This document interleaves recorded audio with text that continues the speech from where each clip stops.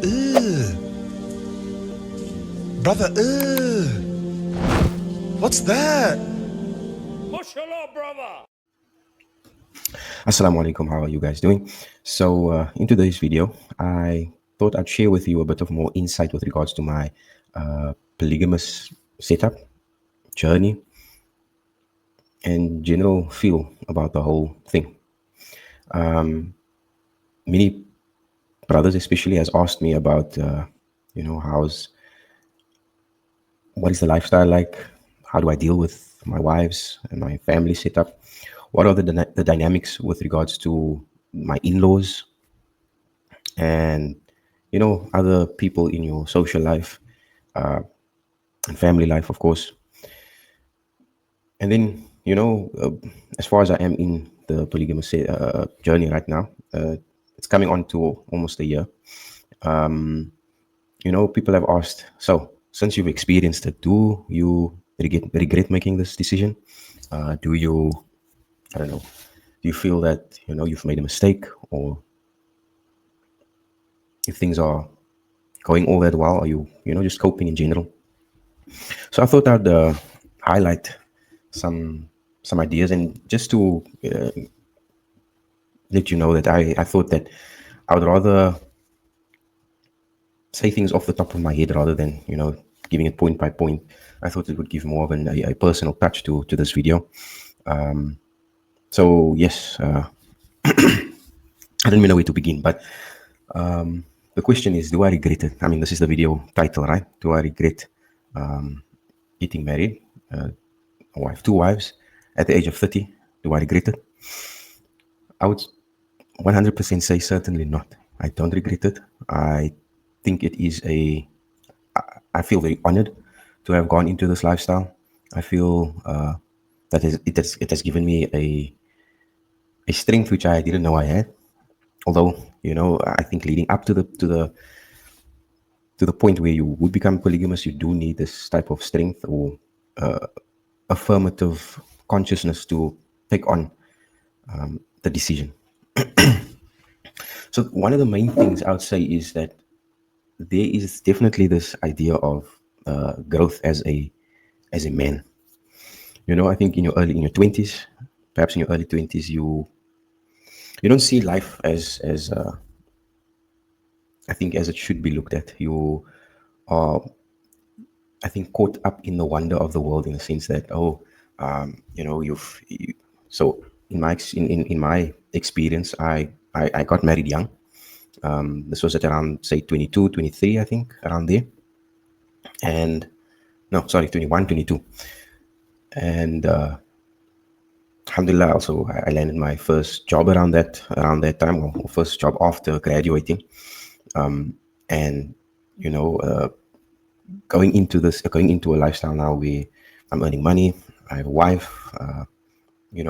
This was way before COVID as well, and the economy was I think relatively okayish compared to what it is now. So I mean, having that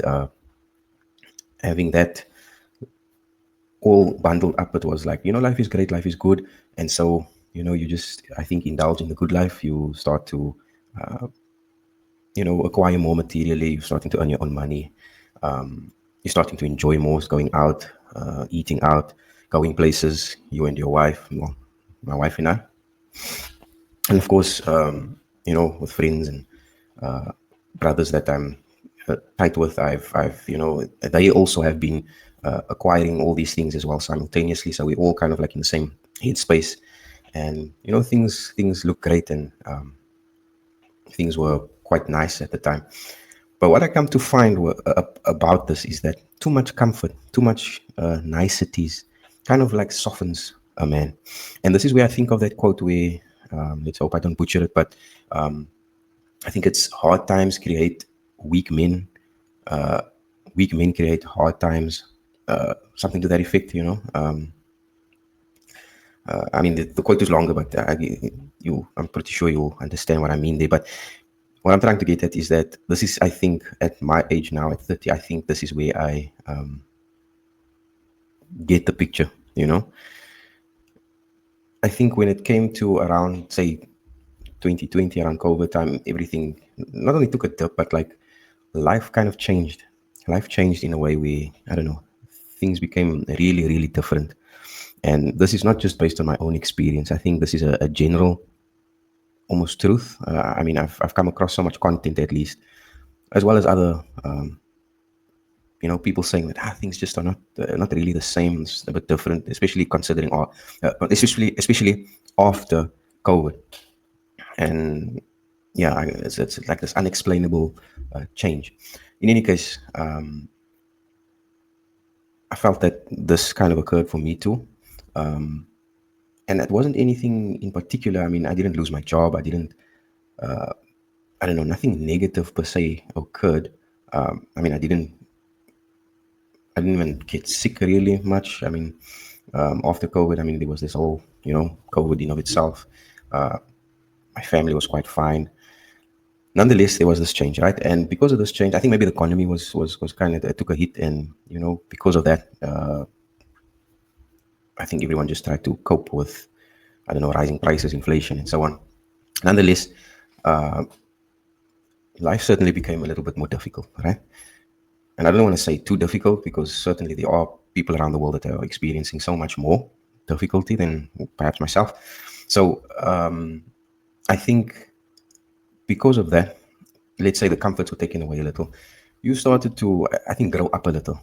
You're starting to see things for what they are. I've learned also a lot more in terms of how the world is working, what is really, really affecting us all, what is, when it comes to politics and these religious discussions about everything, you start to hone in more with regards to those particular items, and how it applies in your life. In any case, I felt that this was the time for me to grow as a man. I didn't want to stay stagnant in this type of comfort lifestyle. I didn't want to sit back on my couch and rot my brain away on TV and entertainment in that way. I really felt the need to see things for what they are. With that, I think you grow internally as a man. You take your job a little bit more seriously. I think a big thing that really affected me was the birth of my first child, right? And this was all around COVID, after COVID, and I think that changed a lot.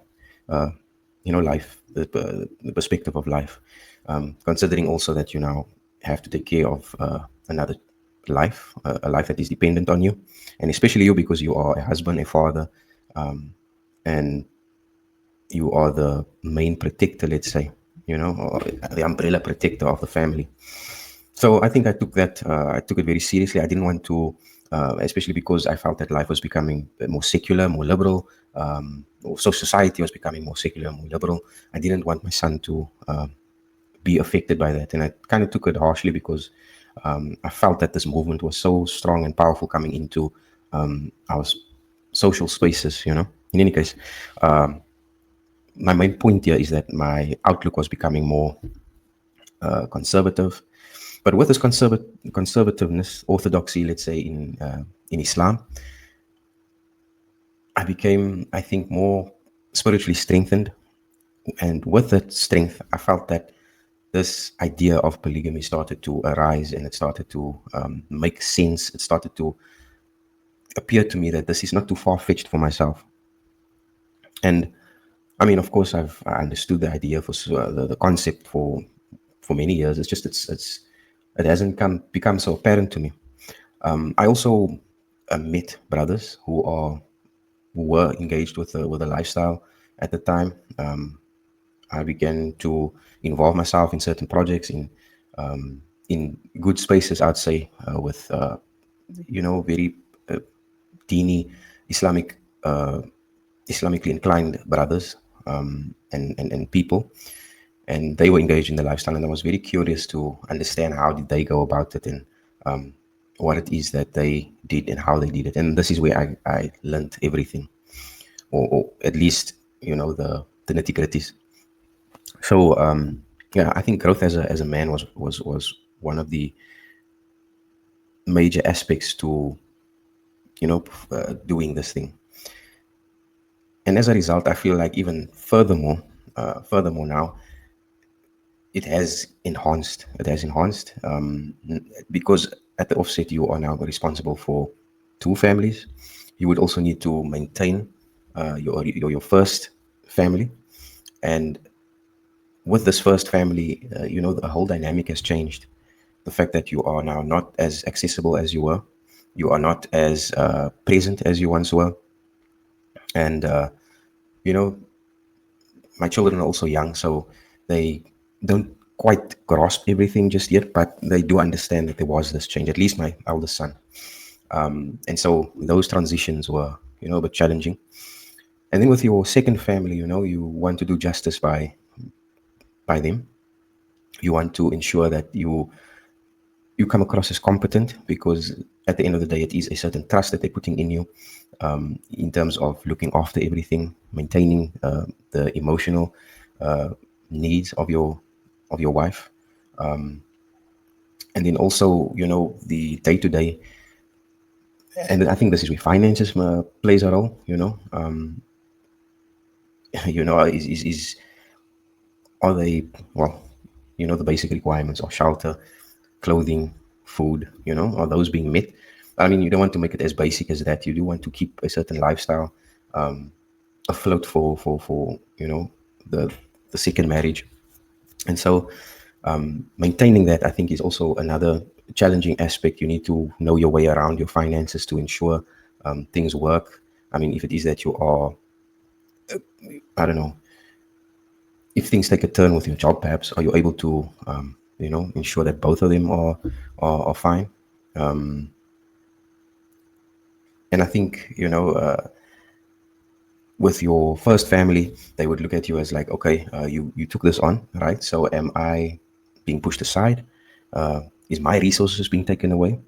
And then for your second family, it's like, oh, yeah, does it appear to me as the second wife that you are still that you are putting more effort in for the other family compared to the first, to the second? So there's this whole dynamic playing around between the two, and although the advice is to fully focus on your marriage, meaning that the wife, both or the respective wives, need to concentrate on their own marriages, their own families. There's always going to be this idea in their heads that your focus is shifted. Another aspect that I can think of is time management. I think you need to, what I've learned is that I mean, learning to increase my time management skills, or better my time management skills. I don't think that I was the best at time management before then. I'm pretty laid back, I think, generally. And I have this tendency for procrastination, I think. Or I'm one of those people who I think, you need to be under pressure to actually do something, you know. But I think now there's a little bit of a difference, in the sense that you just have this overwhelming feeling that there's a lot of dependence on you, and because of that, you just act out better, I'd say. I mean, now and then I'd say I I get a bit laid back, but generally, I think you'd have to be on top of it in terms of your time management skills, and especially when it comes to, if it is that you have a certain routine and a certain time promised to your respective wives, then ensure to, make it on time. I mean, this, if you go a minute or second over time, then it can affect things. Let's say. I think I touched on finances. But of course, if I go back to finances, I think that you would have to have a general scope to maintain two wives, or more wives. However, I don't want to particularly isolate finances in a way where, to give the impression to brothers that this is impossible, because I for one do understand the economic climate that we are in, right? And I think this is a serious thing that is underplayed in mainstream discussions, even amongst the Muslim community. I don't think we are talking about this enough. That indeed, that there is, especially now, I don't know, 2023, 24, 25, it seems that our young people are finding it very difficult to get jobs, maintain jobs, and then start families because, frankly, you need some sort of financial strength to, to begin a family. Although Allah subhanahu wa ta'ala says that when you do get married, that, He would look after you in that sense. He would provide you with rizq, with financial input and so on and so forth, which I think is you would need to do in any case, right? And this was one aspect that I looked at going into polygamy as well, is that if this is true for the first, I mean, we generally have this idea that this is true for the first marriage or your only marriage, let's say. Why is it not true for your second or third or fourth, And this is not to say that you wouldn't experience difficulty, financial difficulty in your marriages. I mean, this happens in monogamous marriages, but it just clicks to you that it's not only based on finances. It's not only based on finances, although I say again, the finances are there to ensure that your basic needs are met. And I'm so almost scared to, pinpoint basic needs, because I know perhaps the women folk don't like the idea of basic need. As men, I think we cater more to that type of thing because because the burden of protection and provision is placed upon us. We want to ensure survival. We want to ensure that, for the very least, we have clothes on our back, we have food to eat, we have a roof over our heads, and we can move on to the next day. And I'm not saying that men folk are not materialistic, but again, if push comes to shove, it's up to you as the man to ensure that those basic things are there, and that anything extra is just, I would say, a further gift from Allah subhanahu wa ta'ala. And hopefully, we would guide our women folk to understand this. I think the next point that I'll come to is, leadership guidance for your wives. And I think this is a very important point. And I mean, with my first family, my first wife, I would have had to guide her in a certain way. I think guidance plays an important role in being a positive influence to your families. Because lots of brothers ask me, how do you convince your first wife to go down this line, go down the polygamy route? And my first piece of advice is to find this Muslim identity, because with this Muslim identity, you can't go wrong with, you see, you don't want to play out being a Muslim for the sake of going into polygamy or for any other reason. You want to do it for the sake of Allah subhanahu wa ta'ala. And that in of itself brings about the benefit of you being this positive role model to not only your wife, but to your extended families, your perhaps your siblings, cousins, whatever the case may be, even your social group, And I think it just comes with it. You start to honor these small things, your adab, your character, your salahs, the khushu of your salah, those small things that perhaps no one would look at in much depth. Those are all good things that are siding on your side for proving that indeed, yes, I can take on this task, engaging in polygamy. And I think that was important, for your first wife to see that this is something that you're getting right.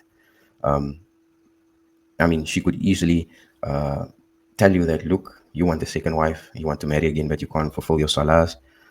You are not even guiding me to fulfill my salahs, or or you have a certain character that is out of bounds, and you're abusing, almost you're oppressing your wife. And I think those are all the factors that are playing in and around your marriage prior to you taking on another marriage. And I think working on those things, working on yourself in terms of becoming a better Muslim, I think is it's pivotal. It's vital. Sorry, it's vital. And then things start to manifest from there. I think also to have proper discussion about polygamy, even if it is that you are a bit scared to talk about, polygamy to your first wife. I think this is, I think it's somewhat required. I mean, you can't just not give her some sort of indication or some side or some sort of context with regards to it. She will obviously most probably dismiss it outrightly, but you need to have some type of molding. I do believe this. I don't see any other, unless she's like, at the beginning of your marriage, you were like, she's like, you know what, if you decide to have another wife, then fine. Or she just has some type of change in her head that, look, this is fine, this is okay. But for the majority of our women, they would fight tooth and nail to ensure that you don't marry again, or don't go down the line, or don't even think about it. So in my case, I think this was my thing that I've done, and this is what I've done before. I molded. I spoke intensely, with my wife, and even with this, it didn't come easily. It didn't come as in, like, I accept everything just like this. It needed molding. It needed an emotional input as well. You needed to be soft. You needed to be stern. You needed to be balanced in that way. You needed a bit of everything almost. And from there, I've learned even more so now, as one who's in the polygamous setup. You've learned more. You've learned to deal with that even on another level, I'd say. Because now it's not only your first wife, but now it's your second wife. Depending on who your second wife is as well, whether she's older or younger. Women in general, they just need some emotional, I'd say, confirmation from you, or to know that you are backing her emotionally. She's going to want to seek out that type of confirmation, and that you are really in for it, not just for the let's say physical aspects, but also the underlying things that I think a woman requires. Yeah, so dealing with that, I think, is this aspect of, and I think men in of themselves, they are not really well equipped with these things. We are not emotional beings. We're not in touch with our sensitivities really much, whereas women are. And now you need to deal with these things. You need to take the time out to listen to them. Sometimes you'll be like, I just want to go and work on a project, or I want to go play football, or I want to go game, or something to that effect. You just want to have some type of peace of mind. And sometimes you don't have that capacity. You don't have that, let's say, time to do that. Instead, you would need to, ensure that your wives are given the attention that they require. Yeah. So at the end of the day, do I regret it? Do I regret going into a polygamous setup? Certainly not. Certainly not. Definitely not. 100% not. I take honor in what I'm doing. I take honor in trying to maintain my families. I would say it's certainly not easy, and the dynamics between your wives is also something to consider. This depends on their personalities, and how they view Islam. I think how well in tune are they with their deen. I think for the most part, if they are, then they're going to give you pushback, but they're not going to go beyond the scope, of what Islam dictates, which I think is extremely important. And this applies to yourself as well. You don't want to go beyond your means, from what Islam is telling you. I think sticking towards the Quran and Sunnah is the best thing that you can do. Make it your lifestyle, and I think this has helped me as well to make it my lifestyle. I mean, Islamic polygamy is the best type of polygamy. And people always ask me, like, what other type of polygamy is there? I thought this was only a Muslim thing. Certainly not, You get Christian polygamy, you get Jewish polygamy, you get other types of cultures that still engage in polygamy. And they all have certain types of differences. Some men of certain cultures are allowed more than, 4 wives, which Islam has indicated as the standard, as the maximum, 4 wives. So I would say that Islamic polygamy is the best polygamy, because the example of the Prophet ﷺ is there to assist you. And this has been one of the advices from the brothers that I've consulted, who is engaged with polygamy as well, that the Sunnah is the best form of reference.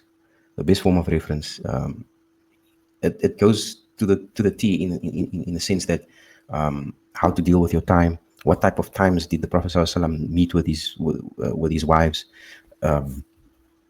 How he went from house to house, how we would engage even on an intimate level, and there's various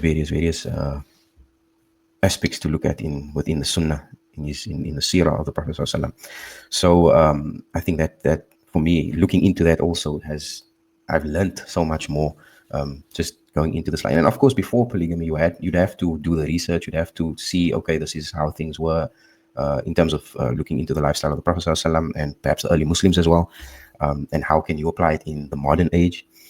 And then also with the modern age, how does it, is there any conflict with the lifestyle of the Prophet ﷺ and the early Muslims versus modern lifestyle, modern Western lifestyle specifically?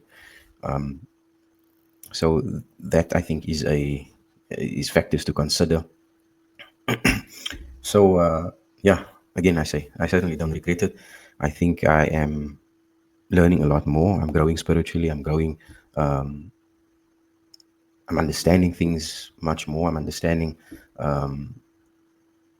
I feel like I understand the women's psychology a little bit better, I'd say,